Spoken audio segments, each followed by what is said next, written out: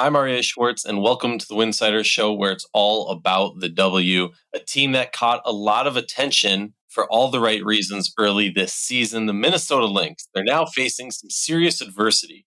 With their MVP, Napheesa Collier, hurt, we have lots to discuss, so let's dive right in.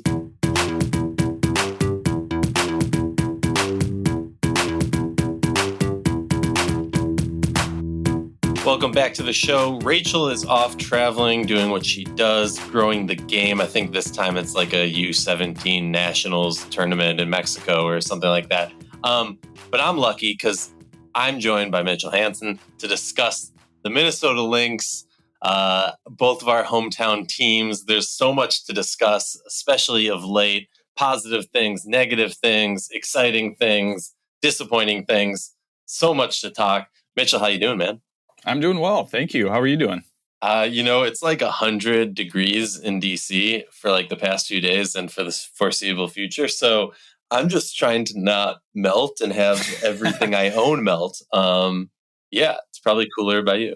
It was, actually today it's like, I don't know, mid 80s, something like that. It's actually 80 degrees right now as we're recording this. But this weekend it was 85, 90 degrees and it was humid. And as you know, Minnesotans do not do well with that. So it was the talk of the state. So it's I'm kind of happy to be a little bit back towards 80 degrees. I'm all right with that.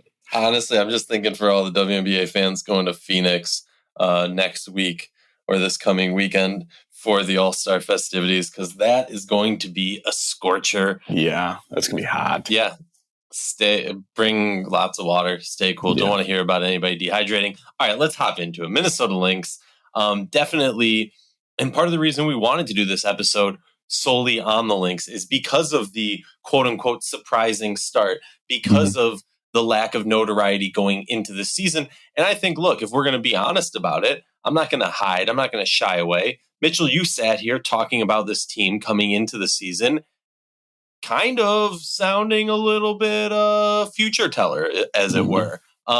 Predicting a strong start, predicting this high intensity, high pace offense, predicting a lot of positive growth. I, sitting on the other side, love to play, the devil's advocate.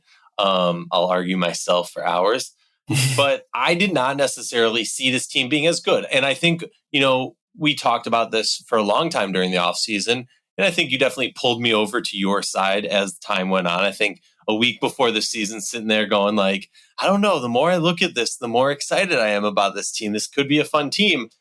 How much early on, before we get into this recent, skid, slump, whatever you want to call it, how much of what you were seeing from this team exceeded expectations? How much of it was you kind of just feeling like this is what I expected?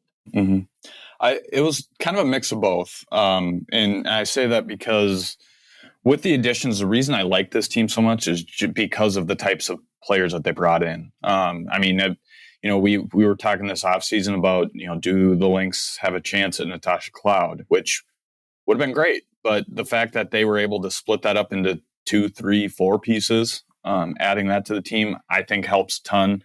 Alana Smith has done better than I thought she would to this point in the season.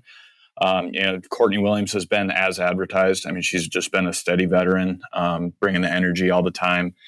Those two players were players that I was looking at that I thought fit really well with this team, and especially with what the Lynx try to do best offensively and defensively.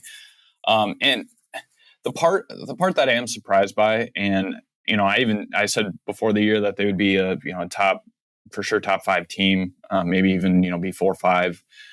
The reason I said that, I thought that that prediction would be valid, and at right now, if it stays on track, that will be valid. But I thought that was going to be the case at the end of the season. I didn't expect it to be as hot of a start as what they got, or what they had, and what they got off to. I kind of expected it to be like what we saw, let's say, with Seattle, where they started off a little slow and then they started to pick things up. But that's credit to the players that they brought in.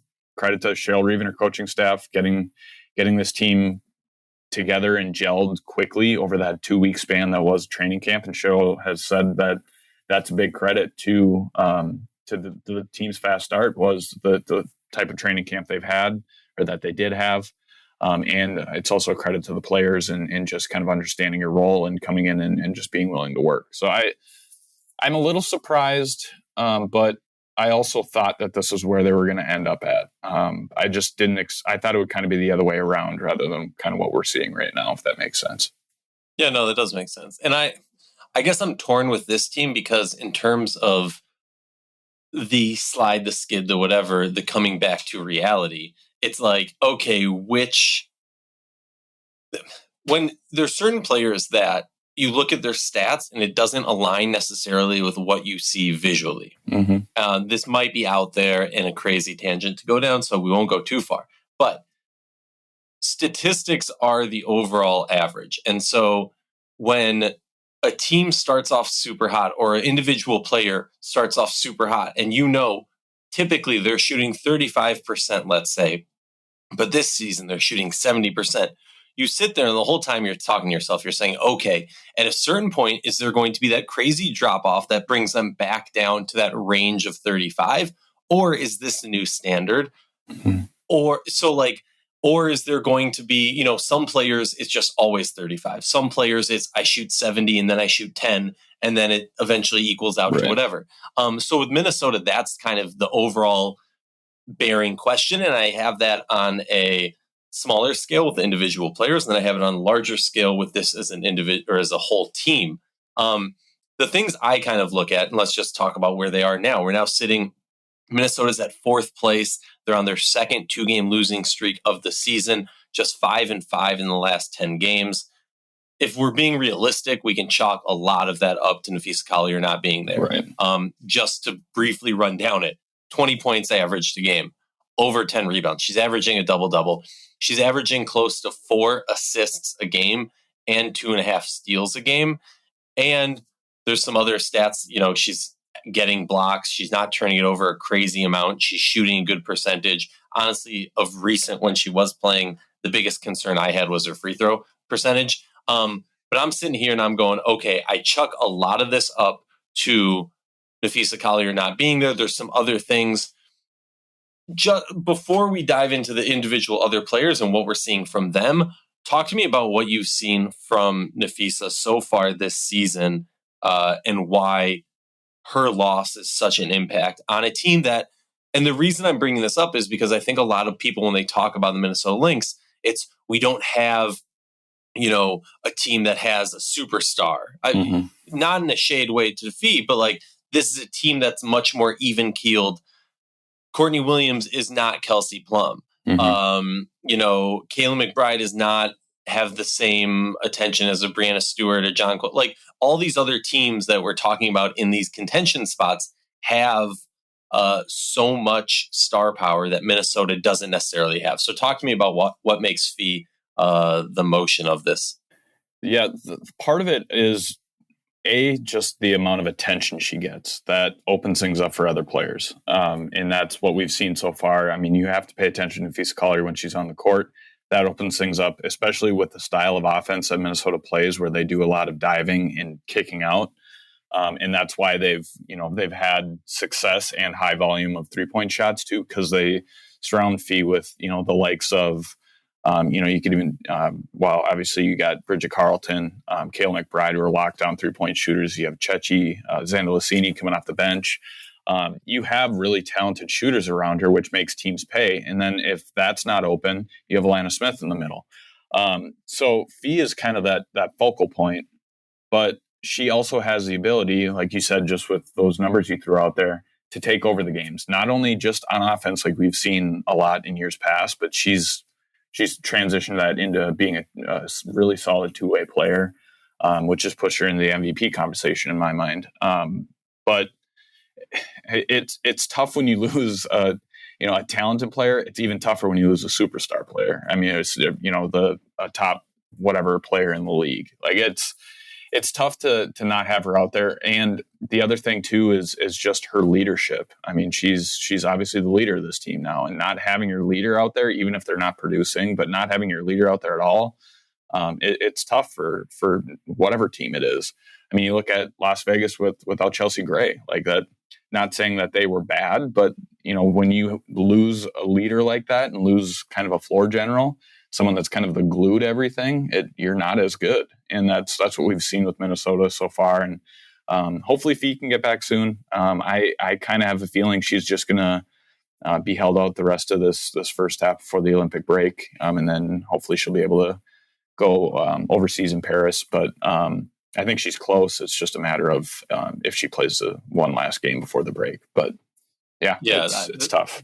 That's kind of the question, right? Is like, and also, can I just throw this out there that there's been some pushback at questions that Cheryl Reeve has gotten about, roster makeup and blah, blah, blah. And I totally get it because there's reasons for it also. But like, to me, I don't even have a complete idea or thought on this topic yet because I see both sides, classic devil's advocate me. But I have issues when you have a coach in the WNBA because, granted, this isn't the perfect example, but let's say the Lynx need to win this next game, right? For whatever reason.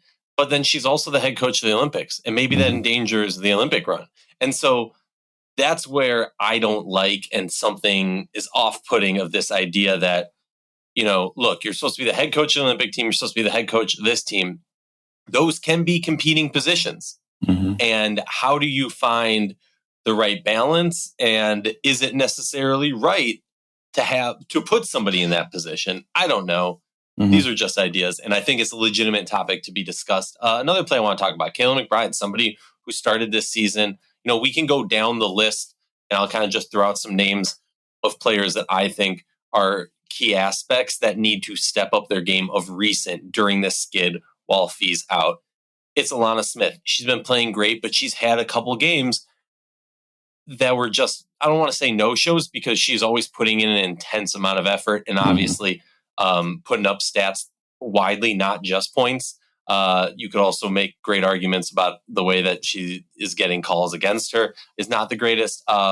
Player I want to see step up is Alana Smith, but she also benefits by pairing with Fee, which, hey, I was somebody who questioned how that pairing would go. So how's that going for you?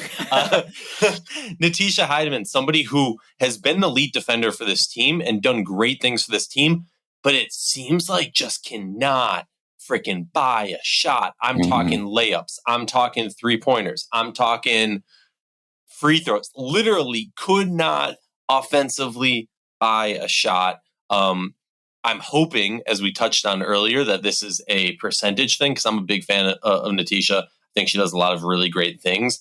And so much of it comes down to confidence. You can tell she is not confident in her shot right now. I don't think many people would be. But she's a player that I look at. And I think if she could start hitting shots, that takes this team to the next level, kind of fills that gap. K-Mac, the player that I led with. Also, those are like the three. And then I would also honestly say Dorka also. It's somebody who I want to see step up and produce a little bit more in the lack of Fee. I think Zandy's been doing great. I think Pupa being hurt is also an underrated aspect that's really hurt this team. But we can run down all three of those players. Is there somebody in your mind that kind of stands out that needs to be stepping up to fill in the role with Fee down? I think just kind of going back to the players that you had mentioned, Alana Smith, I agree with her offensive production. Her defense is, I think, phenomenal. It's been outstanding all year long. The amount of deflections that she gets, the amount of matchups that she has on a nightly basis that she puts up a good fight in the post goes a long way with this team, and that's something that was needed, especially after Sylvia Falls retired. So I agree on the offensive side with you for Alana Smith. Napheesa Heideman, I definitely agree that it's, and Cheryl Reeve has talked about this a little bit too, like it'll come, but it's becoming almost a little over halfway season trend that she's been struggling offensively. But just to run down a stat real quick. Yeah. Okay. Over her career, she's shooting on average 37.6% from three. Yeah. That's no slouch. She's had a couple years, 2 years where she was over 40%, and her career low before this season was 35.9. Mm-hmm. She's shooting 17%, 7 of 41 from three, and only 70% from the free throw line. literally, and 34%, which is a career low overall from the field. So I just want to keep this in. I know a lot of people will scoff at me when I say she's not shooting well, she needs to shoot better. She's literally shooting career lows and getting good looks. Continue, sorry. Right. No, and that's something that they, the organization talked about when they signed her, or when they traded for her, excuse me, that, she has the ability to be, a solid 3-point shooter. But that's something that obviously needs to come around. I mean, her offense needs to come around. It's been a little too inconsistent for most of the season. And hopefully that, the second half or kind of that final stretch that comes around, because if she can start producing off the bench, that's huge. That is huge for this team to be able to, especially the nights that Courtney Williams is off, having Napheesa come off the bench and kind of step into that role would be huge. But she's definitely somebody. Part of it is because I think she's still trying to get her feet underneath her after coming back from injury, but I'd like to see Diamond Miller maybe get a little bit more playing time, get a little bit more production. Now it's a tough situation, not knowing the extent of, what she's been dealing with her injury, but that's somebody that, is if she was at full speed and if she was playing even like what she did last year, she's somebody that could fill in nicely for in Fee's spot. But so those are some names that I guess I would throw out there. I do agree that Alana Smith, Dorky Uhas, sometimes it seems like she isn't as aggressive offensively, and that's something that the team has talked about too. Like, giving her the green light, especially when coming off the bench, but especially when she's a starter. Giving her the green light and kind of urging her to be a little bit more aggressive offensively, that would be a key. And it also she has the ability to kind of hurt teams from wherever. So it also gives Minnesota another 3-point threat as well. But those are a few names that I would throw out there. My question that I'm curious about for someone who watches the Lynx closely, as we both do, when I look at Kayla McBride, she obviously had the most ridiculous start to this season, right? Mm-hmm. She was shooting like 53% from three, setting records, doing crazy things. It felt like every night she might be on pace to set the single game 3-point record. Now we're sitting here and she's kind of come down to earth. Now, look, realistically, that still means she's still shooting ridiculously well, right? Yeah. Like this season, it's pretty common for her to be shooting north of 45%, north of 50% in a game. 3-point percentage, it's either a crazy hot night or a lukewarm to cold night. I get that. Fine. Averages work out. Something that I've noticed is it seems like she's less aggressive to the basket with her takes in games where she's struggled. And that's something that, maybe it's a simplistic view, but that's something I've always viewed as a go-to move by elite shooters. Mm-hmm. When your shot is struggling, when you're not hitting it, find a way to get a rhythm, whether that's attack the basket and get an easy free throw so you see the ball go in and then you can build some confidence off that, or you get fouled and you go to the free throw line. She's an elite free throw shooter.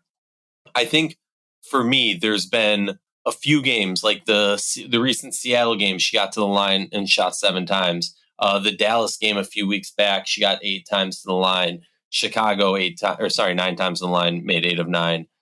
There's been a few games, it feels like, where she's truly attacking the basket, trying to create that contact in the paint in comparison to what we've seen before. Right. Do you think that's like a style of play because they are so much more focused on attacking from beyond the arc, or is that something else? It just feels like when the team's struggling to score, because Reeves talked about this, everyone's talked about this. This offense has not been elite since the Commissioner's Cup championship game, and I'm curious, like, I don't know, do you see that as an issue, or am I just making stuff up? I do think, and that's an interesting point that you make, I do think part of it has to do with the style. I think it's just they want her to be on the perimeter when they're dishing or driving and kind of dishing it out. I think that's part of it. I also think, and she's kind of been, she's kind of been the player maybe kind of recently, maybe in her stint more so with Minnesota than earlier in her career, but she's also kind of been a player that if she's struggling, she kind of defers to other people and she doesn't try and work her way out of it necessarily. She will from three, but she doesn't try, like to your point, to try and find other ways. So to me, I think it's kind of a mixed bag of both, where she realizes, okay, my shot's not falling. I'm going to just let somebody else try and take over. And Minnesota does have that ability. I mean, they have 8 players that could take over at any given time in a game, which is, very valuable to have. But especially when you have a player out like Napheesa Collier, you need somebody like a K-Mac or somebody else to take over, and even if they're struggling, find ways to take over.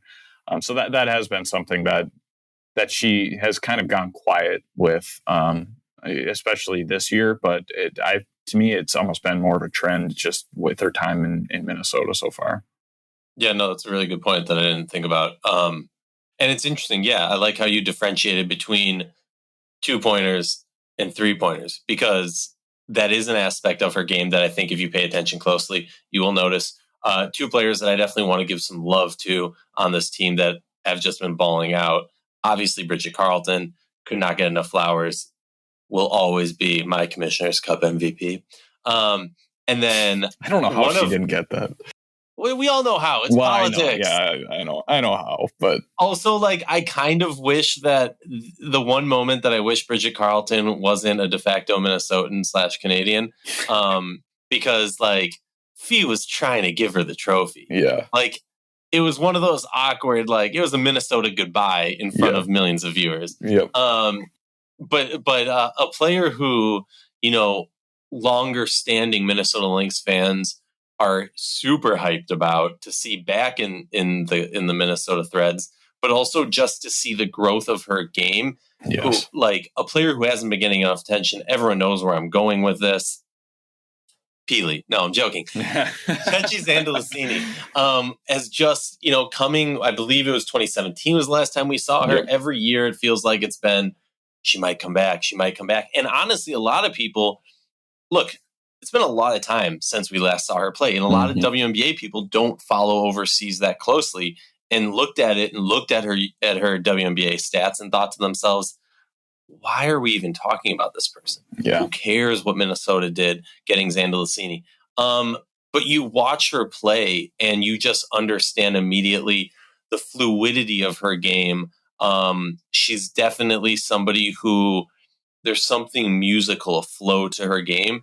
How beautiful has it been to see her thriving in this new role with the confidence that she clearly has gained over this period of time? Yeah, I've been pleasantly surprised with her. I was kind of in the camp of I didn't know what to expect out of her, just because it's hard to have a player come back into the W and have success like she has had after having 5 seasons off.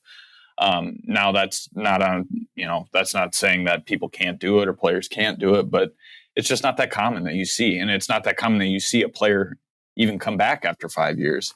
But the fact that she has had, the type of production that she's put forth so far, it proves to you why Minnesota wanted her back so bad. And they've, to your point, they've wanted her back for the last 5 years, and injuries and the COVID year and all of that stuff just played a factor in preventing her from doing so. But it's great to see her back, and she's such a valuable asset off the bench. And she can, even, in the loss against Indiana, the recent loss, she, came up big down the stretch. She's done that on multiple occasions at the end of the first half, late in games where she's hitting, key threes. Her and Bridget Carleton are always kind of the players to do that on this team. And it's just such a treat to watch, because I enjoy watching her play. But it's such a cool story too, to see her, come back after that long and just continue to thrive. And she's, but to your point, she didn't play much when she was over here in 2017 and 2018. But she's, like I said, become a very valuable piece off this bench, and she's now become basically the 6th, for sure 7th player coming off the bench, or player on this team, which is very impressive. I've been pleasantly surprised. She's almost shooting 50% from three, yeah. which is pretty wild. Shooting 46.9. Honestly, if I'm Minnesota, I'm telling her, get more shots up while Fee's gone. Take advantage of it. She's a player who can shoot the ball, consistently well with a hand in her face, with good defenders. I got a few topics for you we'll briefly touch on as we close out this episode.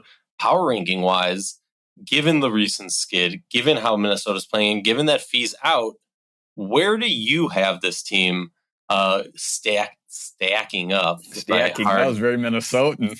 And the thing is that it was not on purpose. I caught myself and then I tried to correct myself and I couldn't.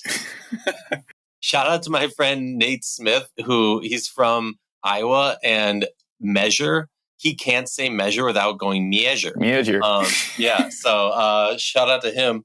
Talk to me where you got this Minnesota Lynx team in your power rankings as of today. I would put them probably 5. And that's a drop from, I had them at, I think, 3 last week. And that's part just because of their slide. I mean, I put them below.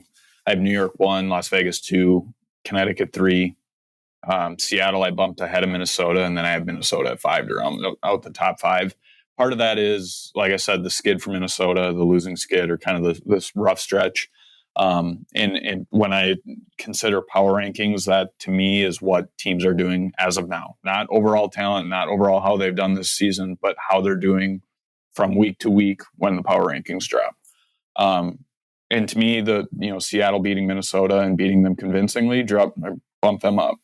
And I do think still, I mean, they're an obvious top 5 team, not only in the standings, but in the power rankings. But I think, they'll jump back up. I think I could see them as maybe a 3-4 team the rest of the season. But, right now I'd probably put them at 5. How about you?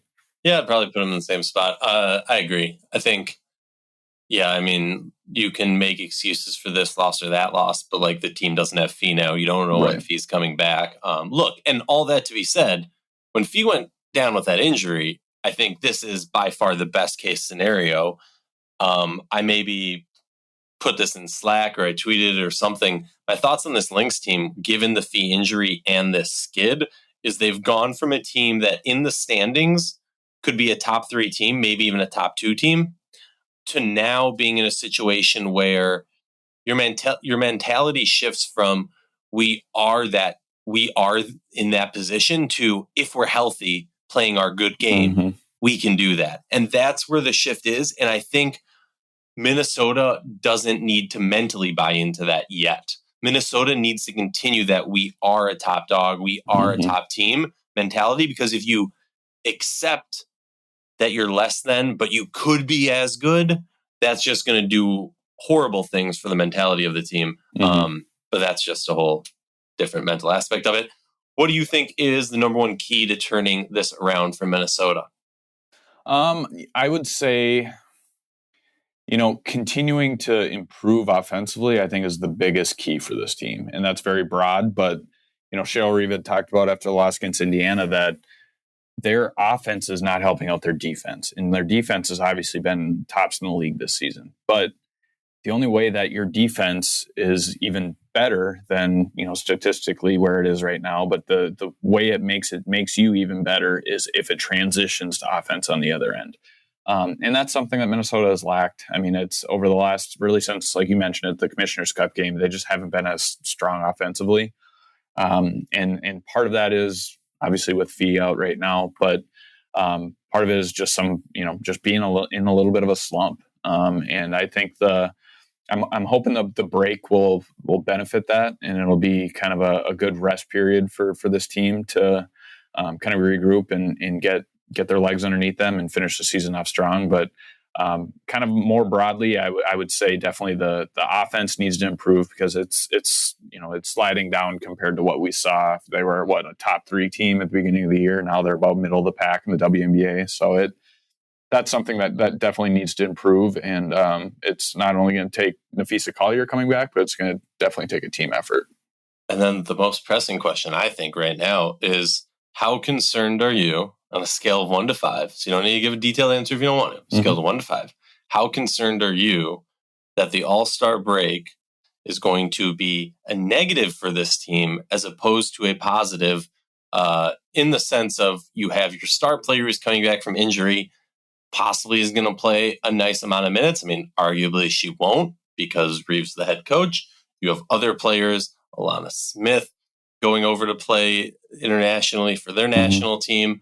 Kayla McBride playing in the All-Star game. How concerned are you that this break will not give the rest and rejuvenation to this team? 1 through 5. I would say, well, we should be clear that 5 is I am, fire sale, jumping out the 4th story window onto the parachute, whatever, worried. 1 is, please, Aryeh, please. Yeah. I would say I'm kind of in between a 2 and a 3. I would say give me a 2.5. And the reason I say that is because I think that the players, especially the players that are playing overseas, like, Napheesa Collier, Alana Smith, and Bridget Carleton, like you mentioned, you could even throw in Kayla McBride, even though she's going to be playing just in, the All-Star break or All-Star game. But so she's playing, I guess, technically a little bit longer. But those players, I'm not too worried about them being able to come back. And I actually think it might be beneficial for them to just keep going, not take a break, just keep going. Now, when it comes to the rest of the team or the team as a whole, I think it would be different if this team is right now like they had started at the beginning of the year. They were red hot. They were just, riding high, doing extremely well. I would be a little bit concerned that would drop off. But the fact that they're going through a skid right now, I think that it'll, it's not going to get worse. It'll, kind of come back to maybe what it was or what it is right now. And I think they'll only improve from there. But it's kind of, I would say I'm not really that concerned with that. And especially because your main player is, Napheesa Collier, and I feel like she benefits from just keep giving me minutes, keep giving me reps. And it's not like she'll be necessarily overworked with Team USA. The other two, maybe Bridget Carleton and Alana Smith, I think they'll see plenty of time. But I mean, the firepower with Team USA, they can kind of divvy up those minutes too. And Cheryl Reeve is going to be mindful of that too. She's very, very mindful of what this will do for the rest of the WNBA season or what it will do for the Lynx season. Maybe that'll persuade her to play other players like 40 minutes or something. Who knows? Right. Yeah. Is she going to be playing her WNBA opponent's crazy minutes to exhaust them, specifically, an Alyssa Thomas, Brianna Stewart, and so on. Right. Or in Asia. Yeah. Okay. So last question, as I like to end every episode. Mitchell, who's your GOAT?